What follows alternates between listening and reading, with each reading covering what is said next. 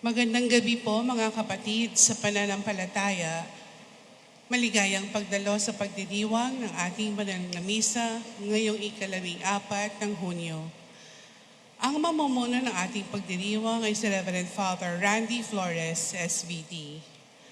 Ang misang ito ay iniaalay bilang pasasalamat nating lahat na mananampalatayang nagtitipon ngayon kasama ang mga kapatid natin na sina Julian Arceniel Navarro, Julia and Rodrigo Morales, Leila Navarro, Jasmine Morales, Julian and Aljon, Benjamin Bogs Coquinco, Rosalina Quizon, Ellie Hung, Sally Panaligan, Lourdes Manasala, and family.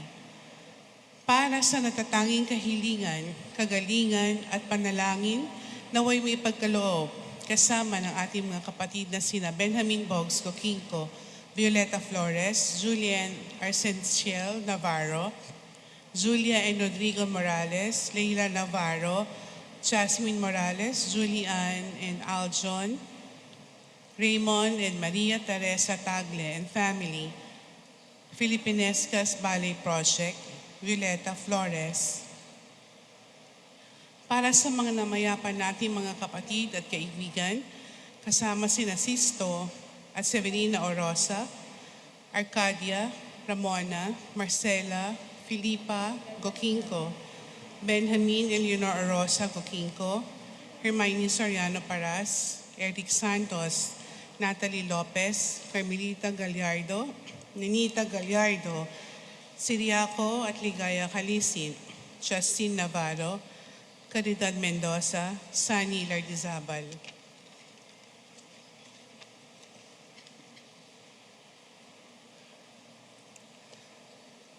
Binigyan ni Jesus ng kapangyarihan ang kanyang mga apostol na magpagaling at magpalayas ng demonyo sa ngalan niya.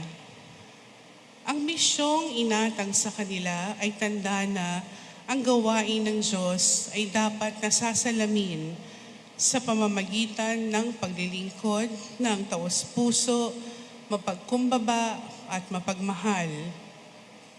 Hinihikayat tayong tularan ang ganitong paglilingkod sa ngalan ni Jesus at maglingkod nawa tayong matapat, lalo't higit sa ating pamilya at sa kapwa.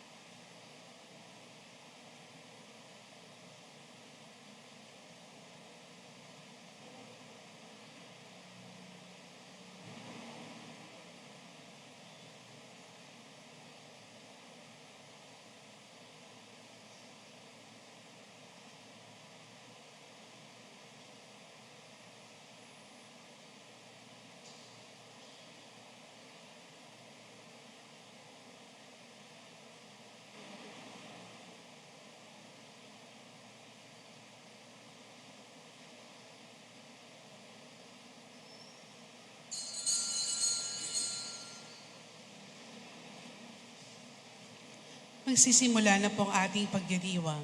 Magsitayo po ang lahat.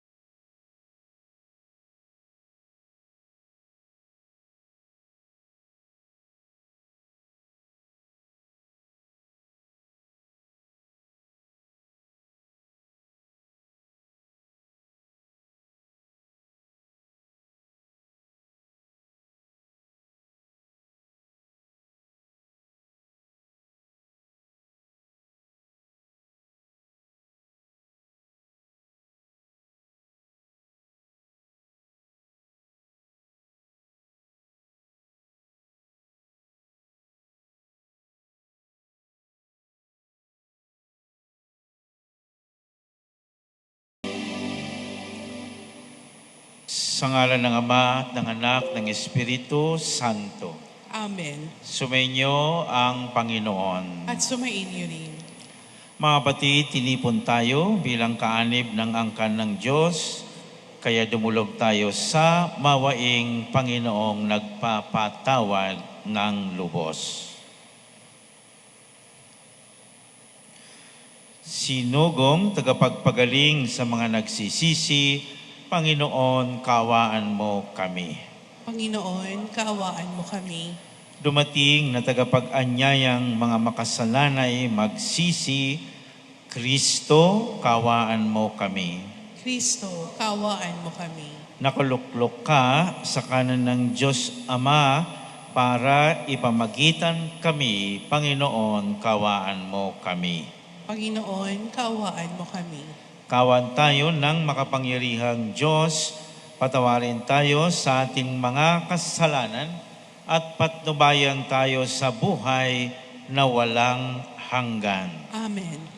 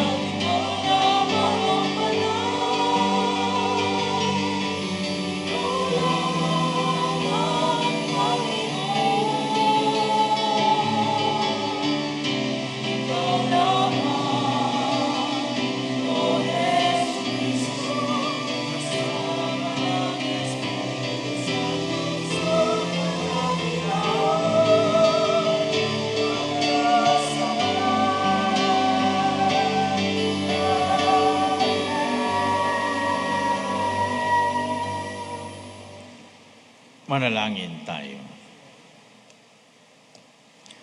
Ama naming makapangyarihan, lakas ka ng mga walang inaasahan kundi ikaw. Ang pagluhog namin ay iyong pagbigyan sapagkat kami mga tao lamang na pawang mahihina bago iyong iniwanan. Kaya naman kami lagi mong tulungan upang sa pagtupad ng iyong mga kautusan, ikaw ay aming mabigyang kasiyahan sa aming iniisip at ginagawa araw-araw. Sa pamamagitan ni Jesucristo, kasama ng Espiritu Santo, magpasawalang hanggan. Amen. Binigyang kapanatagan ng Diyos si Moises sa pamamagitan ng kanyang presensya kahit pa sila'y patuloy pang naglalakbay sa disyerto. Ito'y patunay na sila'y bayang hinirang at minamahal ng Diyos. Pagbasa mula sa aklat ng Exodo. Noong mga araw na iyon, mula sa Refidim, nagpatuloy ang mga anak ni Israel sa ilang ng Sinai at nagkampo sa tapat ng bundok. Si Moises naman ay umakyat ng bundok upang makipag-usap sa Diyos. Sinabi sa kanya ng Panginoon, "Ito ang sabihin mo sa buong angkan ni Jacob, sa buong Israel. Nakita ninyo ang ginawa ko sa mga Ehipsyo. At tulad ng pangangalaga ng isang agila sa kanyang mga inakay, kayo'y aking kinupkop. Kung susundin ninyo ako at hindi kayo sisira sa pakikipagtipan ko sa inyo, kayo ang magiging bayan kong hinirang. Ang buong daigdig ay akin, ngunit kayo'y aking itatangi. Kayo'y gagawin kong bayan ng mga saserdote na maglilingkod sa akin, nakatalaga sa akin." Ang salita ng Diyos. Salamat sa Diyos.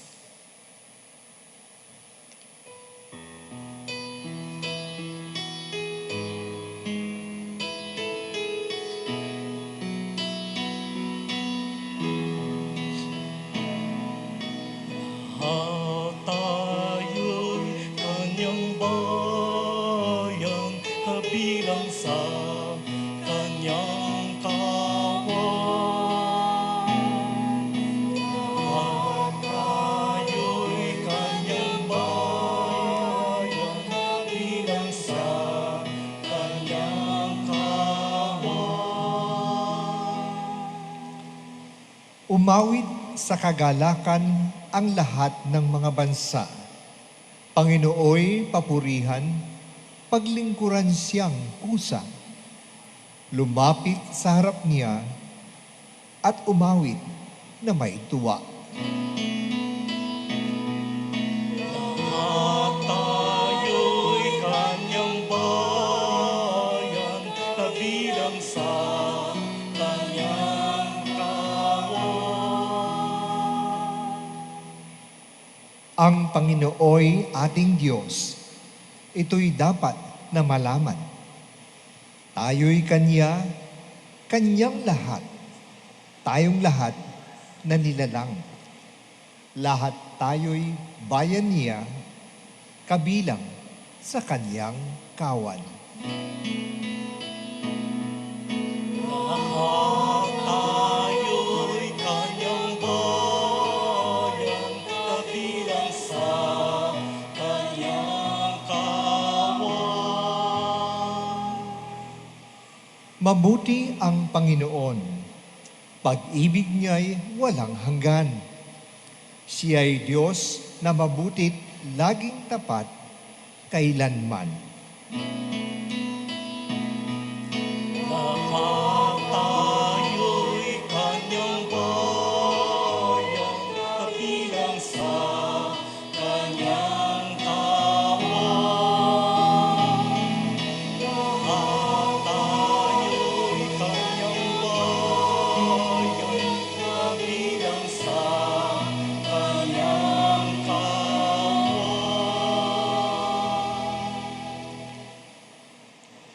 Hinihikayat ni San Pablo ang mga sinaunang Kristiyano sa Roma na manatiling matatag sa kanilang pananalig kay Kristo. Ang kanyang pagpapakasakit at pagkamatay ang siyang nagdala sa atin sa kaligtasan at tanda ng kanyang pag-ibig. Ito ang marapat nating panghawakan. Pagbasa mula sa sulat ni Apostol San Pablo sa mga taga-Roma. Mga kapatid, noong tayo'y mahihina pa, namatay si Kristo sa takdang panahon para sa mga makakasalanan. Mahirap mangyaring ialay ninuman ang kanyang buhay alang-alang sa isang taong matuwid, bagamat maaaring may isang mangahas na gumawa nito alang-alang sa isang mabuting tao. Ngunit ipinadama ng Diyos ang kanyang pag-ibig sa atin nang mamatay si Kristo para sa atin nung tayo'y makasalanan pa. At ngayong napawalang sala na tayo sa pamamagitan ng kanyang dugo, lalo ng tiyak na maliligtas tayo sa poot ng Diyos sa pamamagitan niya. Dati, tayo'y mga kaaway ng Diyos. Ngunit ngayon, tinatanggap na niya tayong mga kaibigan alang-alang sa pagkamatay ng kanyang anak. Kaya tiyak ang pagkaligtas natin sa pamamagitan ng pagiging buhay ni Kristo.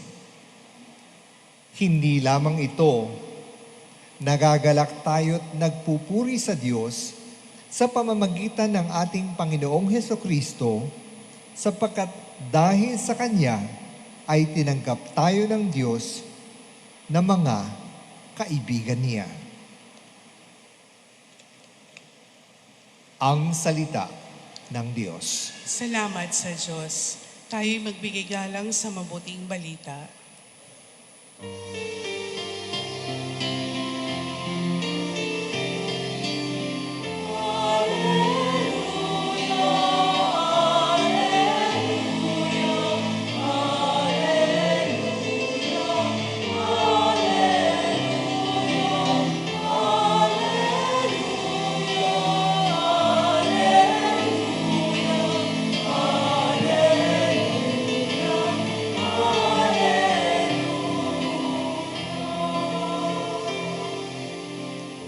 Diyos ay maghahari na, talikdan ang tanang sala, manalig sa balita niya.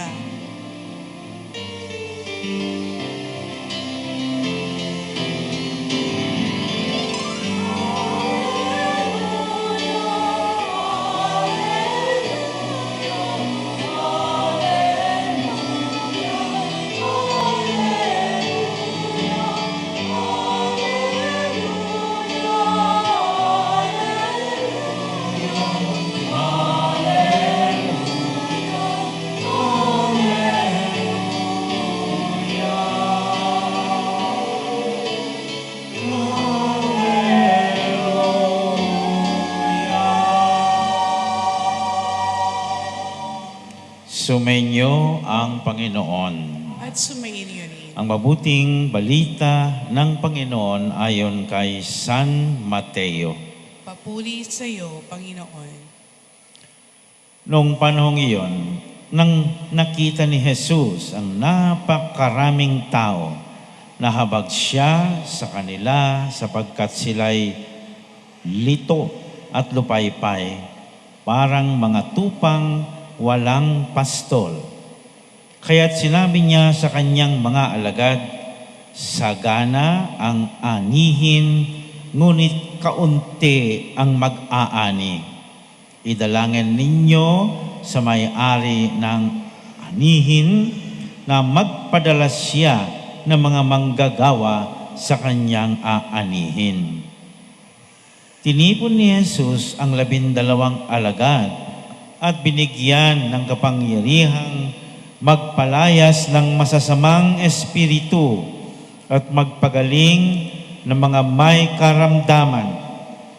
Ito ang pangalan ng 12 apostol, si Simon na tinatawag na Pedro at si Andres na kanyang kapatid, sina Santiago at Juan na mga anak ni Zebedeo, sina Felipe at Bartolome, si Tomas at si Mateo na publikano, si Santiago na anak ni Alfeo at si Tadeo, si Simong Makabayan at si Judas Iscariote ang nagkanulo kay Jesus.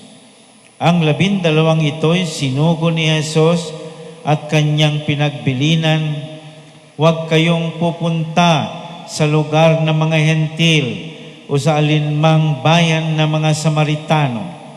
Sa halip ay hanapin ninyo ang mga nawawalang tupa ng sambahayan ng Israel. Humayo kayo at ipangaral ninyo na malapit nang maghari ang Diyos. Pagalingin ninyo ang mga may sakit at buhayin ang mga patay. Pagalingin ninyo ang mga ketungin at palayasin ang mga demonyo. Yamang tumanggap kayo ng walang bayad, magbigay naman kayo ng walang bayad. Ang mabuting balita ng Panginoon. Pinupuri ka namin, Panginoong Hesukristo. Magandang gabi, mga kapatid. At happy fiesta pa natin ngayon. Hanggang ngayon, di ba? Kasi 85 years po ng ating parokya itong taon na ito, 10 taon bilang dambana o shrine. Nagsimula ang ating pagpapasalamat sa Diyos sa inabot na 85 taon noong unang araw ng ating nobenaryo, ng misa, at noong June 12, Independence Day, yun po ang solemnity ng Sacred Heart, ang fiesta ng ating parokya. Pero tuloy-tuloy pa rin hanggang ngayong linggo. Hindi tayo magsasawa, magpasalamat sa Panginoon sa biyayang makibahagi sa kanyang One Heart, One Mission. Yun po ang tema, ang pagdiriwang natin ngayong taon. Noong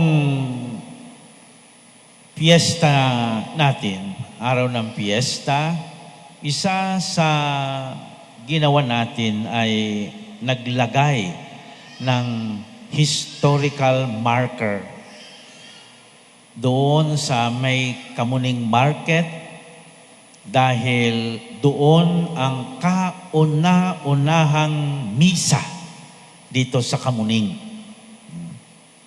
Dahil sa misa na yan, umusbong ang ganitong parokya. 1940 ang unang misa, December 24.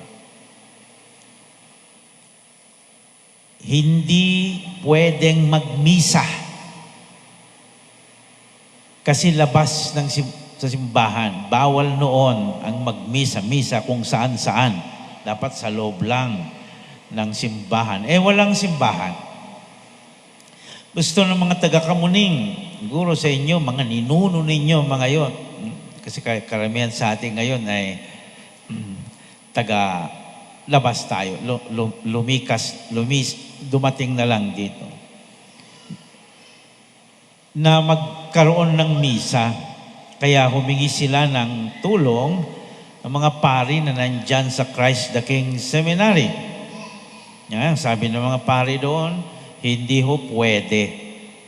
Hindi pwedeng magmisa. Pero hindi nawalan ng pag-asa at yung pagpursigi ang mga taga-Kamuning.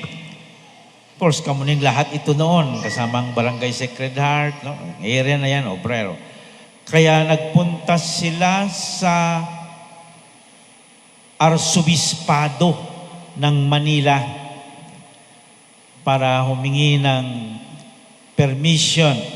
Sabi ng Arsobispado, tignan natin, dinulog sa representative ng Santo Papa sa Pilipinas, ang tawagin ay nunsyo, at dinulog sa Roma. Ayun, napayagan.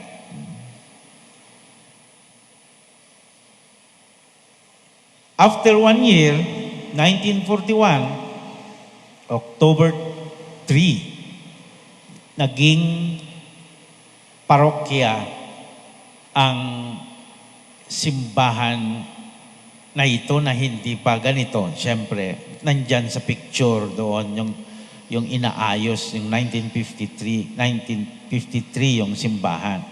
Wala tayong picture mga inong ng 1941 dahil giyera. World War II. Nagkawatak-watak. Bumalik 1945. Wala na yung Paris priest na matay o pinatay. Hindi mahanap ang kanyang katawan hanggang ngayon. 1944. Kung binabalikan natin iyon, mga kapatid, yung umpisa ng parokya ng Sagrado Corazon, sabi nila noon, Sacred Heart, makita ninyo yung parang yung sinabi dito sa unang pagbasa na yun daw bayan ng Diyos ay inahihintulad sa inakay ng agila.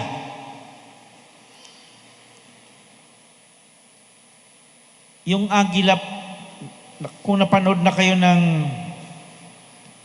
documentary tungkol sa ibon na yan, nagtatayo ng pugad sa napakatataas na punong kahoy. Pagkatapos, pag medyo malaki na ang inakay, magsisimula na siyang lilipad. Pero dahil baka hindi kayanin yung ganong kataas at ganong kahaba ng lipad, kayong nanay na agila nasa ibaba habang lumilipad yung mga inakay.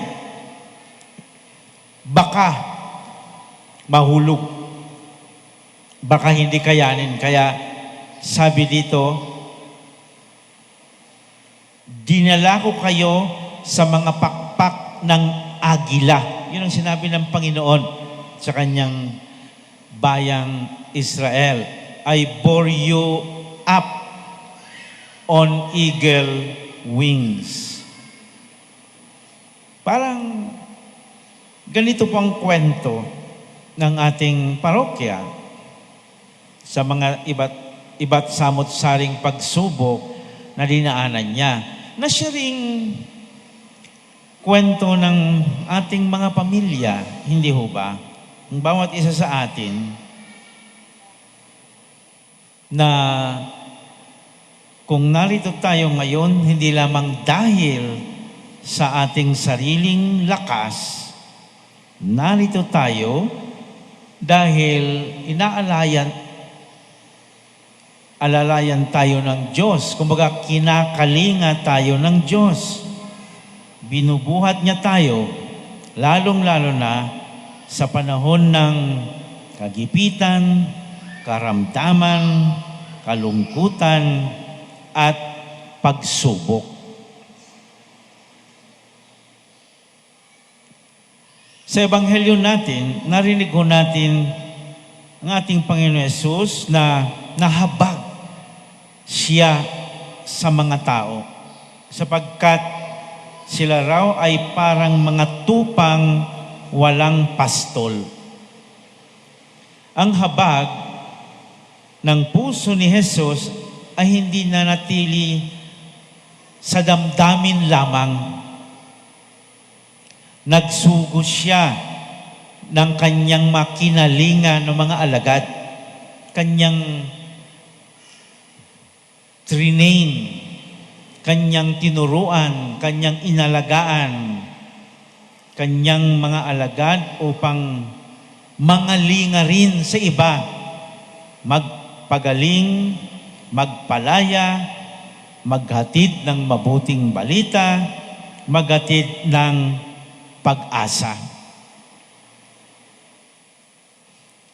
Naalala ko tuloy yung motto ng isa naming pari na occasionally naiimbitan natin magmisa dahil meron siyang special na apostolate sa mga taong nasa lansangan kung saan pinapaalala niya lagi sa mga natulungan na kinalinga ka, kakalingain mo rin ang iba. Yun po siguro ang kahulugan dito sa tema nating pinili ngayong taon na ika-85 anibersaryo. One Heart, One Mission. Nakikiisa tayo sa puso ni Jesus na nangalinga sa iba. Nakikiisa tayo sa kanyang misyon. Iisa lang ang misyon. Ang misyon lang ng ating Panginoong Jesus. Nakikibahagi tayo roon dahil nakatanggap tayo ng biyaya. Diba? Sabi kanina, magbigay naman kayo. Yamang tumanggap kayo ng walang bayad, magbigay naman kayo ng walang bayad. Baga, makibahagi din tayo dahil natanggap natin ang pananampalataya at grasya. Hindi ho nagkataon lang na naparito po kayo o naninirahan ngayon sa parok under the parish of the Sacred Heart Parish Shrine. Ang Panginoon, wala ho kasing kumbaga ay pagkakataon lang, kundi sa Panginoon may balak sa bawat nilalang, kanyang kalooban. Kaya kung narito po kayo, tawag ng Panginoon yan sa inyo, sa ating lahat, pati ako, bagamat malapit na akong mamamaalam dito sa parokya na ito. Tinawag po tayo lahat, hindi nagkataon lang, para makibahagi sa one heart, one mission ng ating Panginoong Jesus. Ang pusong minahal ng Diyos ay magmamahal din. Kung ikaw ay kinalinga ng Diyos o ng ibang tao, magkalinga ka rin. Kung ikaw ay pinatawad, magpatawad ka rin. At kung ikaw ay binuhat, nung ikaw ay nanghihina, buhatin mo rin ang iba. Tayo ay dinala ng Diyos sa mga pakpak ng agila, hindi upang manatiling pasahero lamang ng kanyang pag-ibig, na lagi na lang tayo ang kinakalinga, kundi upang maging pakpak din ng kanyang awa para sa iba. Sapagkat kapag tayo po ay kinalingan ng Diyos, kakalingan din natin ang iba. Amen.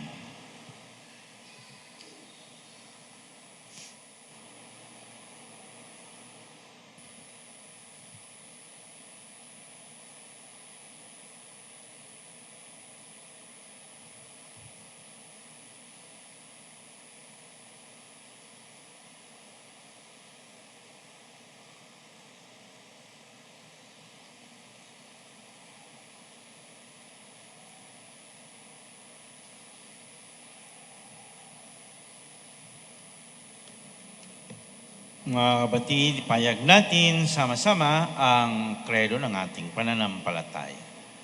Together, sumasampalataya Sumasampalataya ako sa Diyos Amang makapangyarihan sa lahat na Na may may gawa gawa ng ng langit at lupa. Sumasampalataya ako kay Jesu Kristo, iisang anak ng Diyos, Panginoon nating lahat, ng katawang tao siya lalang ng Espiritu Santo, ipinanganak ni Santa Mariang Birhen, pinagpakasakit ni Poncio Pilato, ipinako sa krus, namatay, inilibing, nanaog sa kinaroroonan ng mga yumao, nang may ikatlong araw na buhay na maguli, umakyat sa langit, naluluglok sa kanan ng Diyos Amang makapangyarihan sa lahat. Doon magmumula ang palilito at huhukom sa nangabubuhay at nangamatay na tao. Sumasampalataya naman ako sa Diyos Espiritu Santo, sa banal na simbahang katolika, sa kasamahan ng mga banal, sa kapatawaran ng mga kasalanan, sa pagkabuhay na muli ng nangamatay na tao, at sa buhay na walang hanggan. Amen. Mga kapatid, manalangin tayo sa Ama upang maging ganap at buhay ang kanyang kaharian dito sa mundo. Ang kanyang paghaharing puno ng pag-ibig, kapayapaan at galak. Manalangin tayo, Panginoon, dinggin mo ang aming panalangin. Panginoon, dinggin mo ang aming panalangin.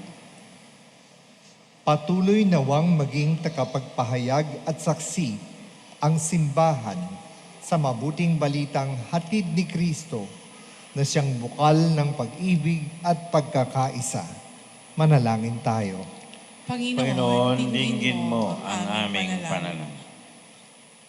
Huwag nawang panghinaan ng loob ang mga pinuno ng simbahan at bansa kung ang kanilang mga adhikain ay malayo pa sa kaganapan.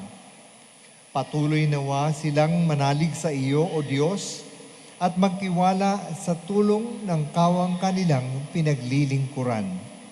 Manalangin tayo. Panginoon, dinggin mo ang aming panalangin. Tumugon nawa ang mga mabubuting kabataan na tinatawag sa bukasyon ng pagpaparit, pagiging relihiyoso at relihiyosa. Manalangin tayo. Panginoon, dinggin mo ang aming panalangin. Salubungin mo, Ama, 10 ng iyong mga anghel at iyong banal, ang mga kapatid naming yumao sa iyong kaharian sa langit. Manalangin tayo. Panginoon, dinggin mo ang aming panalangin. Sa ilang sandali ng katahimikan, itaas natin sa Diyos ang ating pansariling kahilingan, gayon din ang iba pang mga pangangailangan ng ating pamayanan.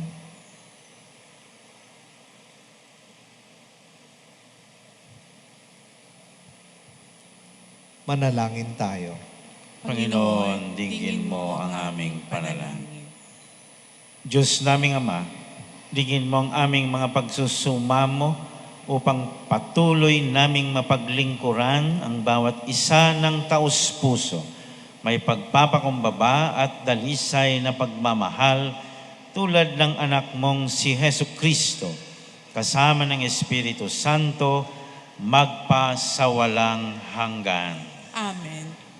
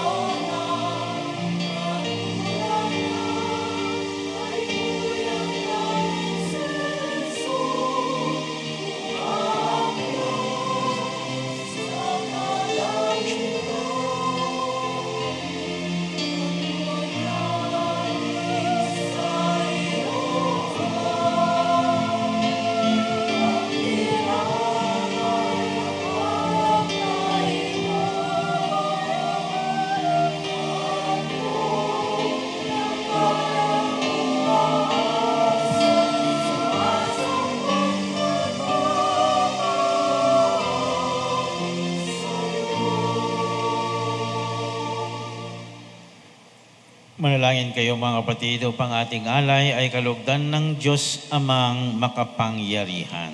Tanggapin nawa ng Panginoon itong paghain sa iyong mga kamay sa kapulihan at karangalan sa ating kapakinabangan at sa buong sambayanan niyang banal. Ama naming lumikha, kami ginawa mong may angking katauhan na dapat pakanin at pangalagaan at iyong dinudulutan ng banal na pakikinabang, ipagkaloob mong kami huwag magkulang sa mga inuukol mo sa aming kapakanan sa pamamagitan ni Jesucristo kasama ng Espiritu Santo magpa sa walang hanggan. Amen.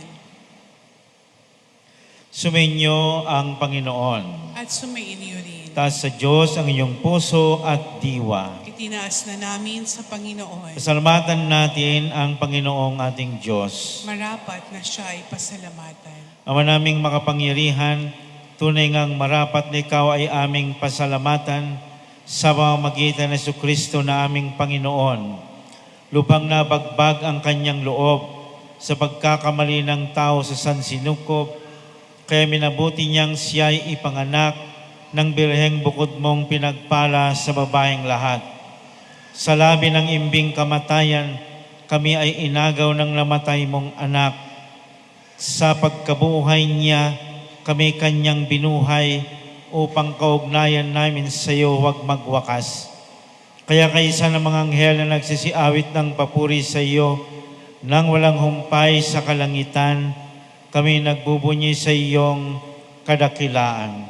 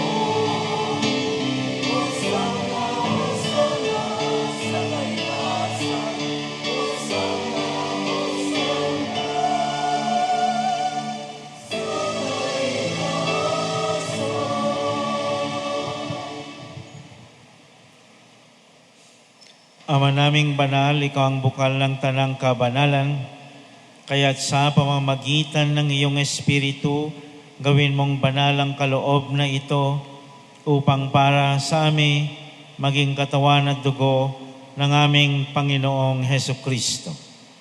Bago niya pinagtiis ang kusang loob na maging handog, hinawakan niyang tinapay, pinasalamatan kanya, pinaghati-hati niya iyon, iniabot sa kanyang mga alagad at sinabi, "Tanggapin ninyong lahat ito at kanin, ito ang aking katawan na ihahandog para sa inyo."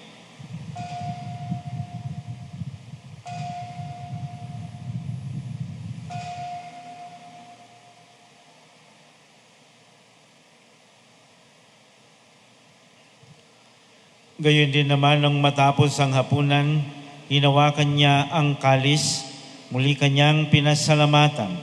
Inibot niya ang kalis sa kanyang mga lagad at sinabi, "Tanggapin ninyong lahat ito at inumin.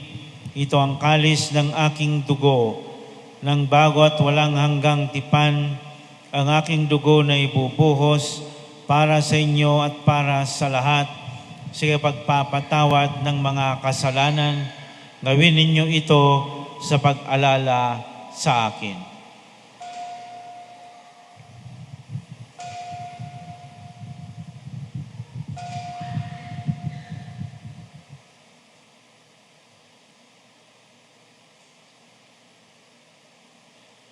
Pagbunyin natin ang misteryo ng pananampalataya.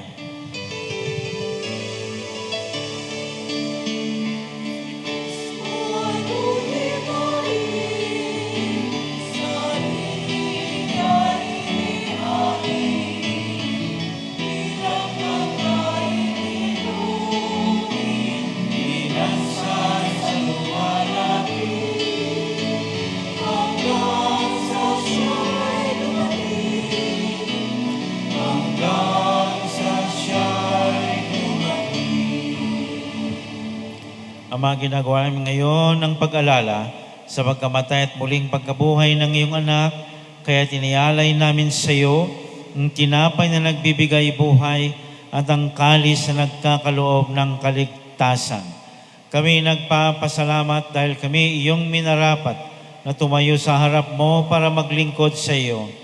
Sinasamo namin kayo magsasalo-salo sa katawan at dugo ni Kristo ay mabuklod sa pagkakaisa sa pamamagitan ng Espiritu Santo. Amalingapin mo ang iyong simbahang ganap sa buong daigdig. Puspusin mo kami sa pag-ibig kaysa ni Leon naming Papa at ni Elias naming Obispo at ng Tanang Kaparian. Alalahain mo rin mga batid naming nahimlay nang may pag-asang sila'y muling mabubuhay, gayon din ang lahat ng mga pumanaw. Kawaan mo sila at patuloyin sa iyong kaliwanagan. Kawaan mo at pagindapatin kaming lahat na makasalo sa iyong buhay na walang wakas. Kaisa ng mahal na Birheng Maria, Ina ng Diyos, ang kanyang kabiyak ng pusong si San Jose, kaisa ng mga apostol at ng lahat ng mga banal na namuhay dito sa daigdig ng kalugod-lugod sa iyo, maipagdiwang nawa namin ang pagpupuri sa kararangal mo sa pamamagitan ng iyong anak na aming Panginoong Heso Kristo. Sa pamamagitan ni Kristo, kasama niya at sa Kanya, ang lahat ng parangal at papuri ay sa iyo, Diyos Amang makapangyarihan, kasama ng Espiritu Santo, magpasawalang hanggan.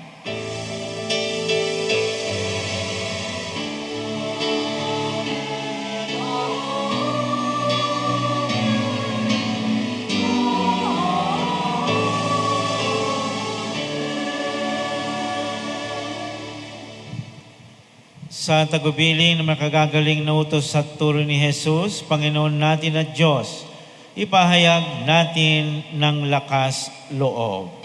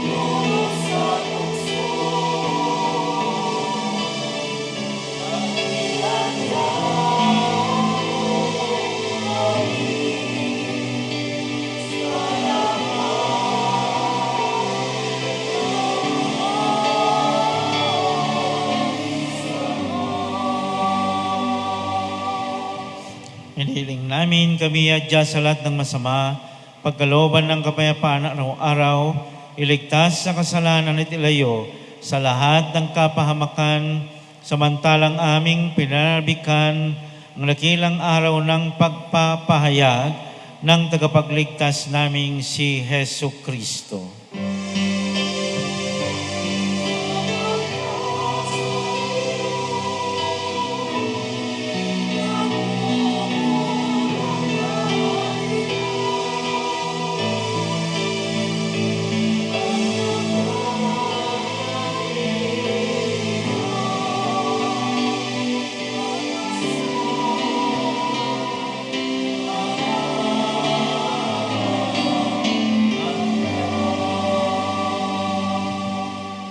Panginoong Jesucristo, sinabi mo sa iyong mga apostol, kapayapaan ang iniwan ko sa inyo, ngayon kapayapaan ang ibinibigay ko sa inyo.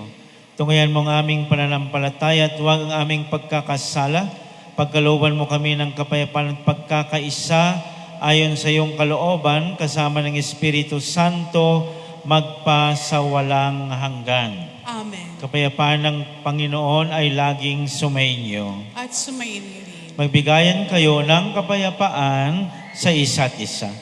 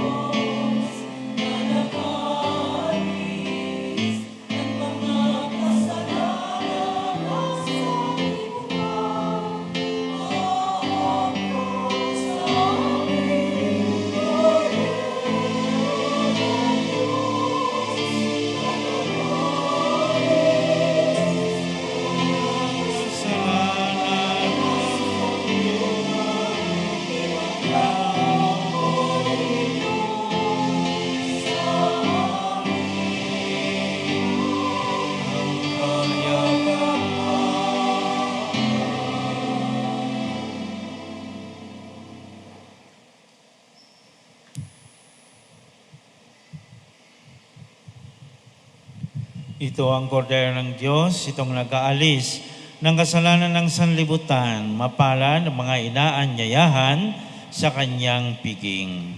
Panginoon, hindi ako karapat-dapat na magpatuloy sa iyo. Ngunit sa isang salita mo lamang ay gagaling na.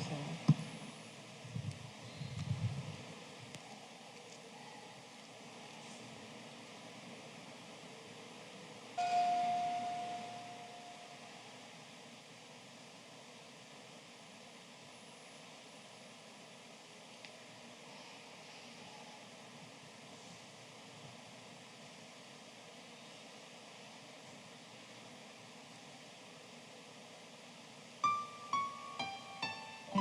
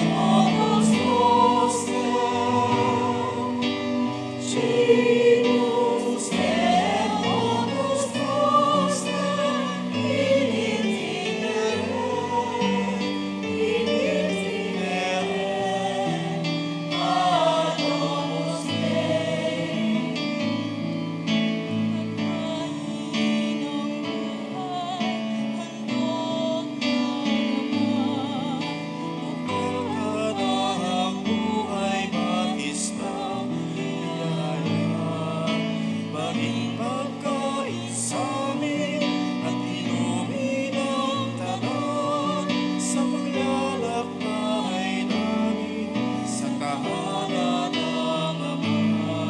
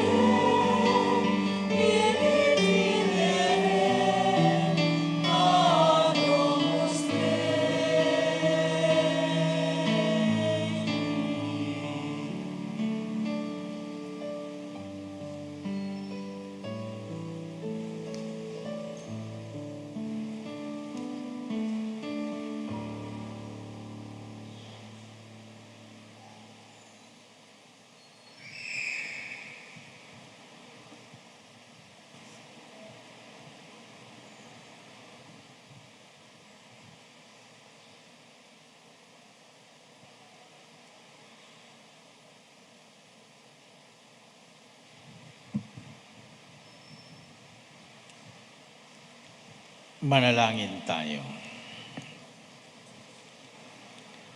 Ama naming mapagmahal, kaming nakinabang sa katawan at dugo ng iyong anak ay sumasamo sa iyong habag upang ang aming taimtim na ginanap ay maging pagtanggap namin sa tiyak mong pagliligtas sa pamamagitan ni Jesucristo kasama ng Espiritu Santo magpasawalang hanggan. Amen. Para po sa maikling pagpapahayag, magsipop ang lahat. Una, ang Balut Island sa Sarangani ay isa sa mga nagtamo ng pinsala sa malakas na lindol na yumanig sa ilang bahagi ng Mindanao ng Lunes.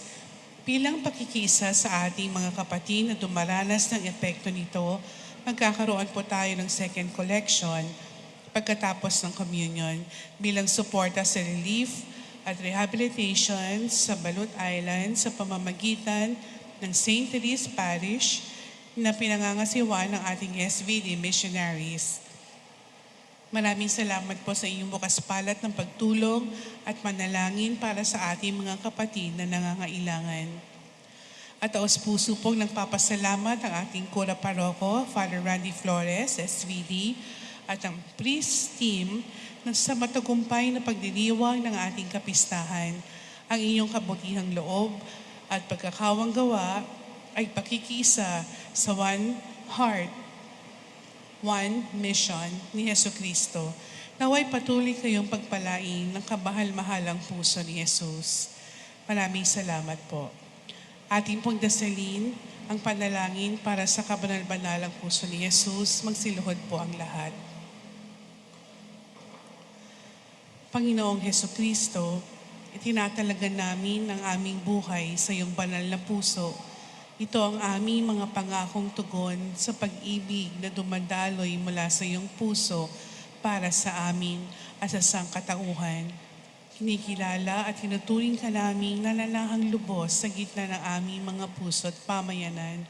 Hinahangad namin na manatiling kaisa mo at italaga ang aming mga sarili sa iyong misyon sa pagbabahagi ng pag-ibig ng Ama sa sangkatauhan. Panginoong Jesucristo, tanggapin at pakabanalin mo itong aming buhay sa ng aming pamayanan. Panatilihin mo kami nakaugnay sa iyong kamahal-mahalang puso habang aming inilalapit sa iyo itong aming tanging kahilingan.